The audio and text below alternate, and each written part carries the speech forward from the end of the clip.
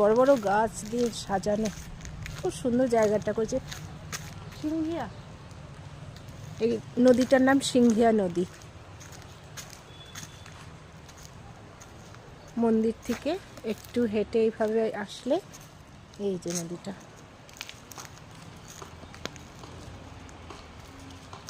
সুন্দর করে সাজানো। এখানেও গাছের তলে ঠাকুর রেখে যায়, কি সুন্দর গণেশ ঠাকুরটাকে রেখে গেছে। হঠাৎ আবার চোখে পড়লো, কি অপূর্ব লাগছে ঠাকুরটাকে, হয়তো পুজো করে রেখে গেছে এখানে। জায়গাটা সত্যি খুব সুন্দর, শান্ত নিরিবিলি। আর এই নদীটার নাম সিংহিয়া নদী। আর এই যে অশ্বত্থ গাছ একদম ঝুলে পড়েছে নদীর দিকে, আরও গাছ আছে এই পাশে।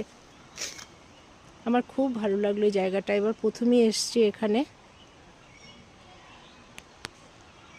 শান্ত নিরিবিলি, একদম পাখির ডাক শোনা যাচ্ছে।